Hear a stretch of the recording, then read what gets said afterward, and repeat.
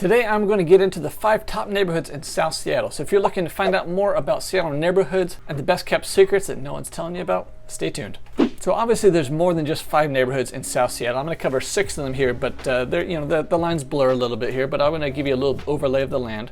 So in one of my videos I talked about West Seattle. So South Seattle is not really south of West Seattle, actually they're about the same. It's just to the east of West Seattle. So if you go across the Duwamish River here and across Boeing Field and Sodo, that is where South Seattle is. So the majority of South Seattle would actually be what's considered Beacon Hill. So that covers this entire hill here. When most people say Beacon Hill, they mean North Beacon Hill, which is right next to First Hill and Capitol Hill up here in Seattle proper. I mean, this is still Seattle proper, but it's considered the south end of Seattle, which is pretty much anything that's in between I-5 to the east and south of I-90, which goes over to Mercer Island here. That's all considered South Seattle. So Beacon Hill is one of the main neighborhoods here. The Beacon Hill is known for its stunning views of downtown Seattle and the skyline and the water. It tends to have a family-friendly atmosphere, has public parks and recreational opportunities. And I'd say some of the highlights are the diverse food scene, including authentic international cuisine, because that is the home of the International District, as well as trendy cafes and restaurants. Now, one of my favorite areas of South Seattle to explore is Columbia City, and that's mainly because it has some really amazing food and restaurants, some really quirky and unique restaurants down in this area. It's really exploded in popularity. Columbia City is definitely a very historic neighborhood of Seattle. It's known for its artsy vibe and diverse community. Columbia City also has a very popular farmers market that people from all over Seattle come to, as well as vibrant restaurants and local shops. It's definitely a neighborhood that has a strong sense of community, and a lot of cultural events happen here. Another one of my favorite neighborhoods in South Seattle is just Georgetown.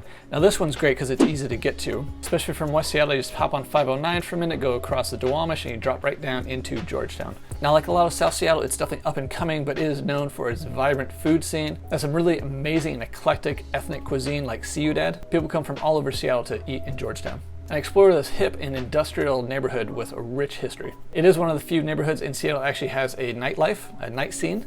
Even though Seattle is a big city, it really doesn't stay up that late compared to, Seattle's like Chicago and New York and Los Angeles that seem not to sleep. So it does have a healthy nightlife with breweries and bars and restaurants, as well as an art gallery area. There's several old, cool historic warehouses that have been converted into shopping areas and restaurants as well, so it just has a very cool historic vibe to it. Let's head up to the Mount Baker neighborhood. This is probably one of the nicer, more affluent areas of South Seattle. It's also very close to I-90, which makes it easy access in and out of for commuting purposes. It's an upscale neighborhood with tree-lined roads, very well taken care of. People have a lot of private ownership of their houses in this area. It's very close to the popular Mount Baker Park, which has stunning views of Lake Washington and the Cascade Mountains to the east. It is a little sleepier of the South Seattle communities, definitely family friendly, with convenient access to downtown Seattle via I-90 and the back roads. Let's make our way south along the Lake Washington waterfront. We have Seward Park, which is a very popular destination for events and hiking and kayak launching and that sort of thing. It's got a nice park there, and there's a nice walking trail that goes all the way around the outside of the park. There's a nice walking trail along the water, right along the forest and Lake Washington waterfront. It's really gorgeous there. You can say it's a nature lover's paradise right within the city.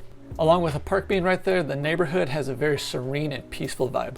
It's perfect for people looking for a quiet retreat in the outdoors close to Seattle. We'll keep traveling down to Rainier Beach, the southernmost neighborhood in South Seattle. I would describe Rainier Beach as a waterfront neighborhood with focus on outdoor activities. It definitely has a tight-knit community feel, and cultural diversity is abundant. So it gives you a little feel for some of the different pockets of South Seattle and some of the neighborhoods. It's definitely some of the most affordable and up-and-coming areas of Seattle, and is really known for having great transportation because light rail goes right through South Seattle, and so it can take you right into downtown or up into North Seattle. Definitely some of the most unique neighborhoods of Seattle and most diverse. So I'd encourage you to explore, check out some of the restaurants, some of the neighborhoods. It's really unique. And when it comes to buying a house, your money definitely goes a little bit further in South Seattle than some of the other neighborhoods in Seattle.